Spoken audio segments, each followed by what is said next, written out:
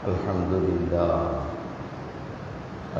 لله نحمده ونستعينه ونستغفره ونؤمن به ونتوكل عليه ونعوذ بالله من شرور أنفسنا ومن سيئات أعمالنا من يهده الله فلا مضل له ومن يضلل فلا هادي له ونشهد أن لا إله إلا الله وحده لا شريك له ونشهد أن سيدنا ونبينا ومولانا محمدا عبده ورسوله صلى الله تعالى على خير خلقه محمد وآله وصحبه أجمعين أما بعد فأعوذ بالله من الشيطان الرجيم بسم الله الرحمن الرحيم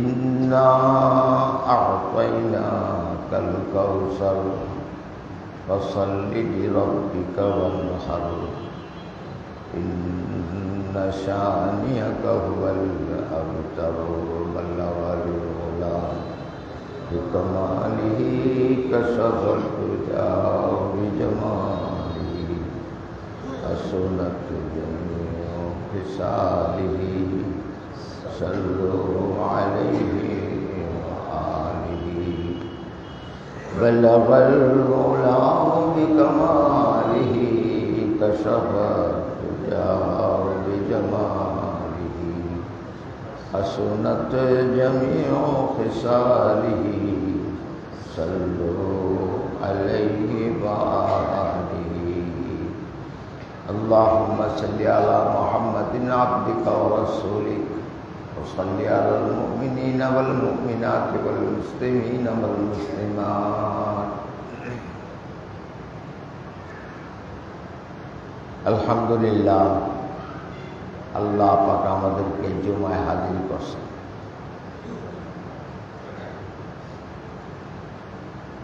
যখন চতুর্দিকে এলোমেলো অবস্থা দেখা যায়, বিপদ আপদ দেখা যায়,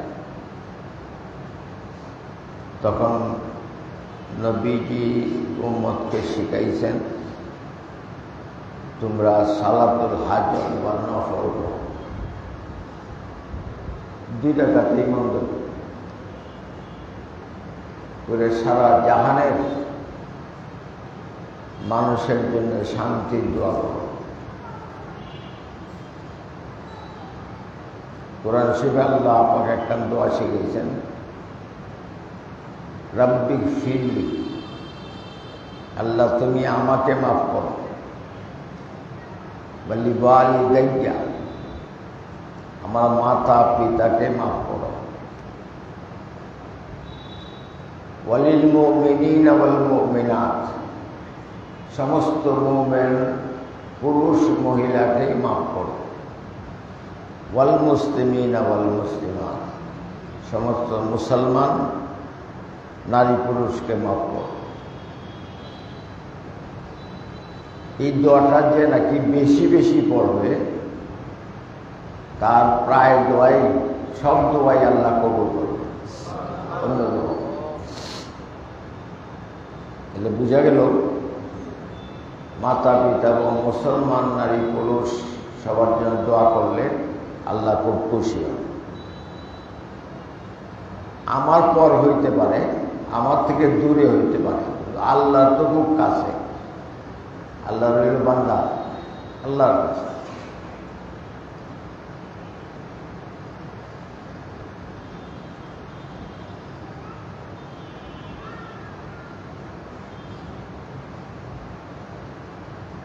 গত জুমায় তিনটা জিনিসের কথা বলছিলাম, যে তিনটা জিনিস ঢাকিয়ে রাখো। আপনার নিশ্চয়ই মনে আছে, সম্পদ, রিজিক, আওরত।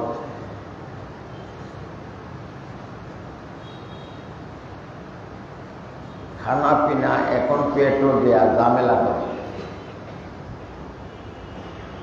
যেটাই খাইবেন এইটাই গ্যাস হবে।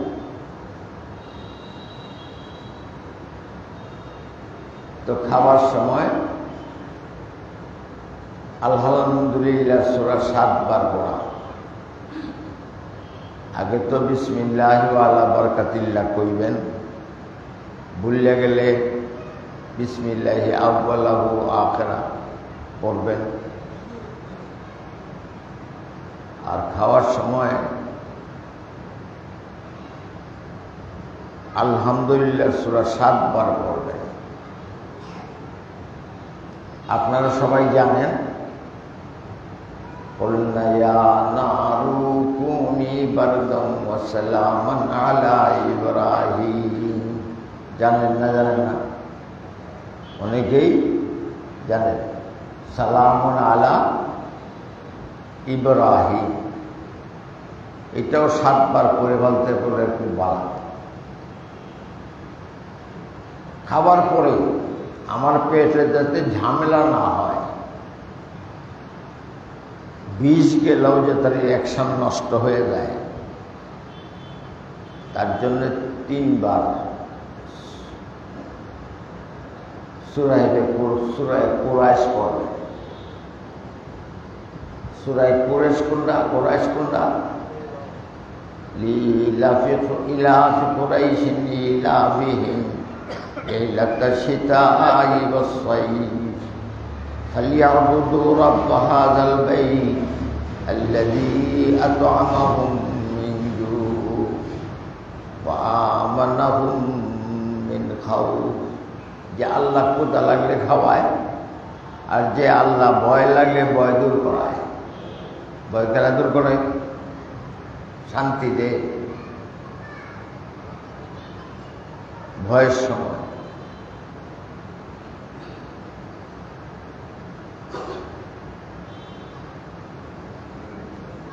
খানা প্রথম আসতে চিন্তা করবেন সামনে নিয়ে, এটা হালাল আইছে না হারাম আইছে। এই চিন্তা যদি আপনি করেন সবসময়, তো আল্লাহ পাক আপনার দিলে একটা পাওয়ার দিবে, যে পাওয়ারটা দিয়ে আপনি দেখতে পারবেন হালাল আইছে না এটা হারাম আইছে। এটা হালাল আইছে, এটা কি হয়েছে? হারাম।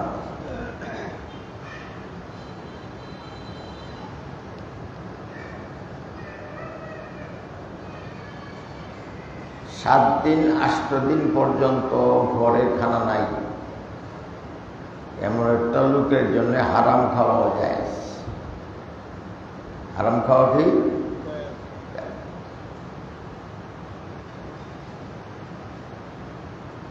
আল্লাহর বলি হজ করতে যায়, তখন তো হাঁটতে হাঁটতেই যেতে হইতো। তো বাজারের কাছে দেখলেন একটা মহিলা মরা মুরগি লুকাইয়া লয়ে গেছে। উনি গায়ের সামনে খারাইলেন, এটা কি না? এটা তো হারাম। বলে আপনার জন্য হারাম, আমার জন্য হালাল। কেন? আজকে আমার সন্তানাদি সহ আমি 7 দিন পর্যন্ত কিছুই খাইতে পারতেছি না। এখন মৃত্যুর সাথে লড়তেছে সবাই।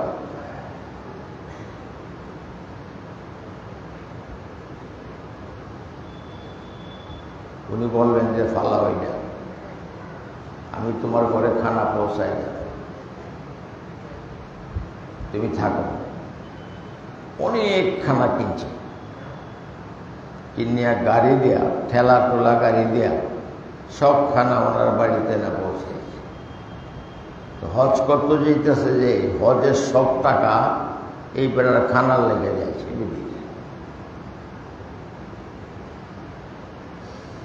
খানা কিনে দেয়া খালি হাত বাড়িতে যাইতেছে, মনের মধ্যে কোনো দুশ্চিন্তা নাই। আমি একটা বড় গরিব মানুষকে সাহায্য করতে পারছি, আলহামদুলিল্লাহ।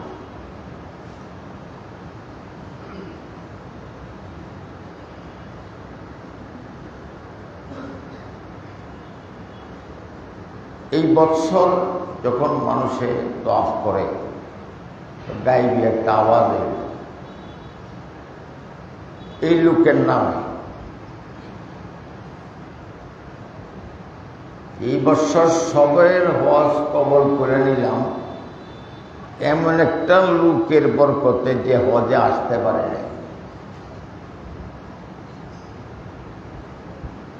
সে একটা গরিবকে সাহায্য করছিল, তার হজের ওসিলা নিয়ত করছিল হজের, তার হজের ওসিলায় আমি সবার হজকে কবুল করে নিয়েছি।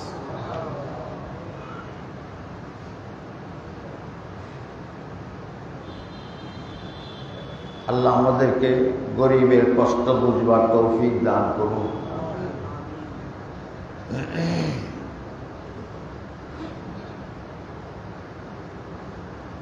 অনেক সময় আল্লাহ পাক কিছু লোককে পছন্দ করেন না যাইতে। আব্দুর রহমান জামি বহুত আগে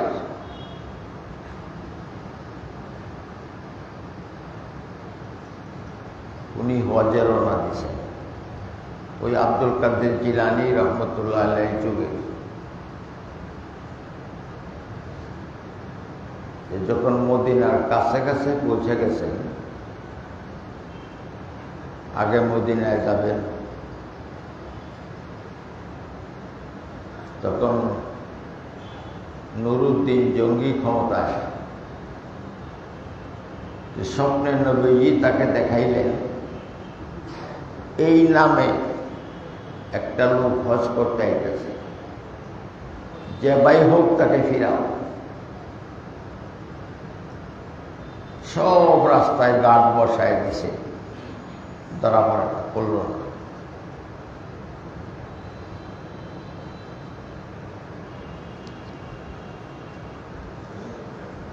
দ্বিতীয় জনও ধরা পড়ল না।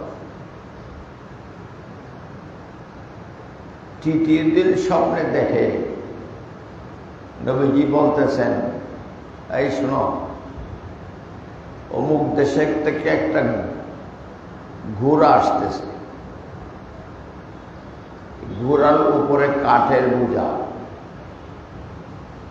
এই কাঠের বোঝার বৃত্তে এই লোকটা বান্ধা। এই লোকটা আর পাইছে যে আমরা জনের লেগে দিত না, এই লুকায় যেতেছে, একে দরিয়াছে যে পুলিশ একটা বাড়ি মারছে।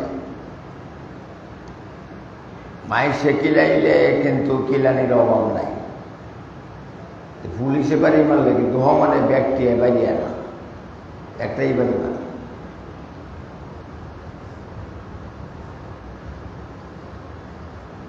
রাত্রে স্বপ্নে দেখতেছে নবীজি বলতেছেন, এই না কারে মারলাম,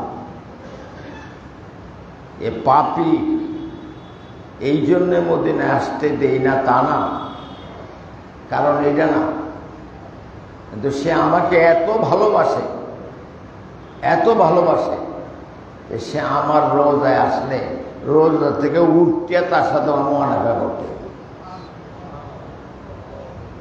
নবীজি ওনার রোজায় জিন্দা, সমস্ত আমাদের একমত,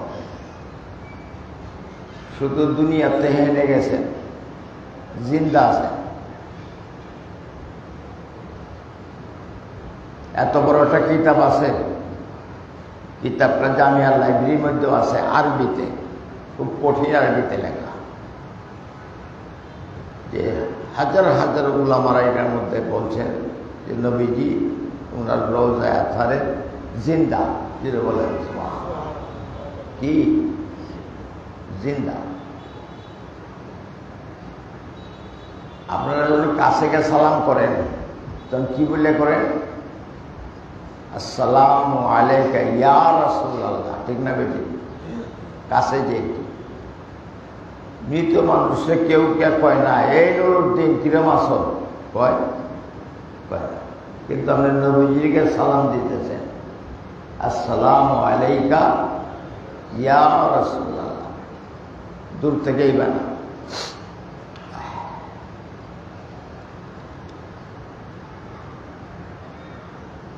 হযরত আব্দুল কাদের জিলানী রাহমাতুল্লাহির সাথে নবীজি হাত বাইর করে মুসাফা করছেন।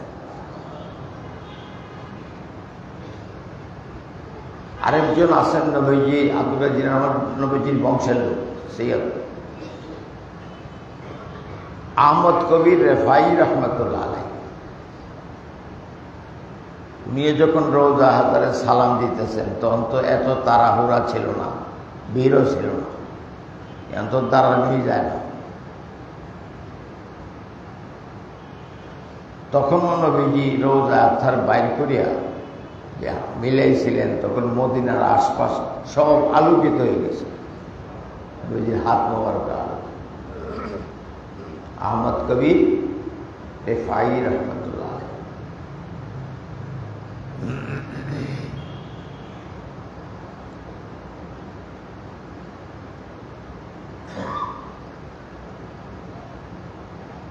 আপনি বাংলাদেশে থাকতে পারেন, কিন্তু দিলের দিক থেকে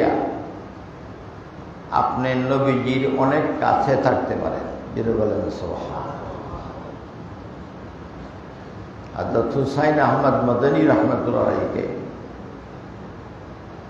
যখন ভাইরা বলল ভারতে দাঙ্গা চলছে, তুই মদিনায় থাকতে যাও, উনি বললেন না, আমি চলে যাব, মুসলমানদেরকে রেখে আমি আরামে বসে থাকব না।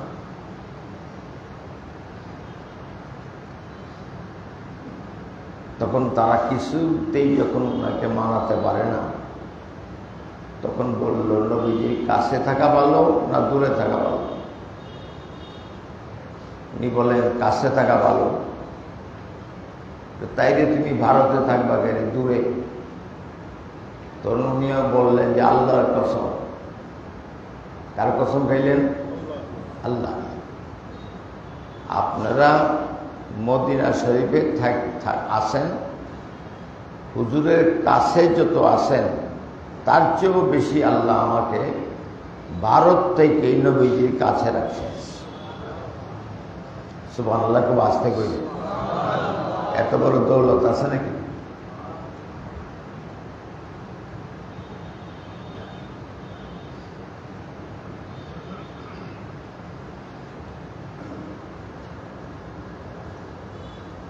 মহাব্বতে পড়েন বালাগাল উলা বিকামালিহি কাসাবাত দুজা বিজামালিহি হাসুনাত জামিউ লিসালিহি সাল্লু আলাইহি ওয়া আলিহি।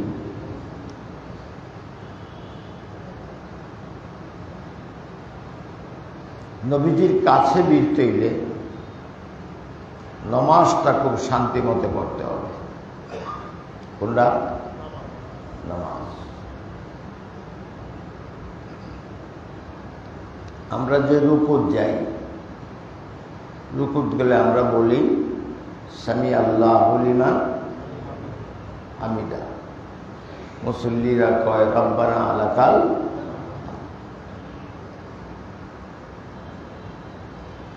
নবীজি একদিন নামাজ পড়াইতেছে, নামাজের শেষে বললেন, কে আজকে একটা দোয়া করছো রুকুতে উঠার জন্যে? কে? বেশি। তো যিনি বলছেন উনি ডরে ডরে বলছেন, ইয়া রাসূলুল্লাহ,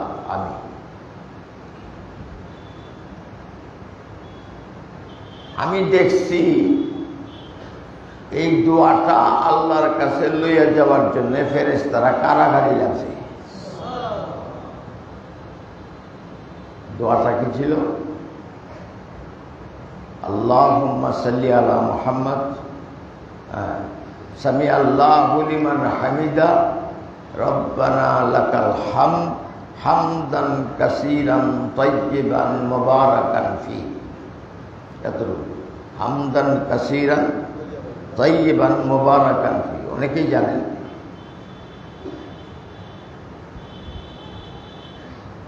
আমরা যে ইমামের ফাঁসেও তাই, এটা পড়তে কঠিন না, আর নিজে নামাজ পড়লে তো এটা কঠিন না, কিন্তু একটা লাভ আছে অনেক বড়। আজকাল মাইসের কান্দ বেদনা, ফিডও বেদনা, মেরুদণ্ডে বেদনা, এনো বেদনা, হেনো বেদনা আছে না নাই? ডাক্তারি চিকিৎসা করলেও যায় না। এই নামাজের এর উপরে এই দোয়াটা যে পড়তে পারেন সবসময়, বলতে হবেই, তাইলে এই শরীরের বেশি বেদনাগুলি সব যাইব না, একদিনই না, আস্তে আস্তে যাইব। এটার জ্বর যেখানে আছে বেদনা, ওইটা ভালো হয়ে যাবে, বেদনা ভালো হয়ে যাবে। হামদান কাসীরান তাইয়িবান মুবারাকান, হামদান কাসীরান তাইয়িবান মুবারাকান। সারা বিশ্বের মুসলমানদের জন্য দোয়া করি, কিছু নামাজ নফল পড়ি, আর দেশের ভিতরে পরিপূর্ণ শান্তি থাকার জন্যও আল্লাহর কাছে দোয়া করি, ঠিক না বেটি? শান্তির ভিতরেও সব হইতে পারে, আর অশান্তির ভিতরেও কিছুই হইতে পারে না। শান্তির ভিতরে আল্লাহ পাক সব করে দিতে পারে।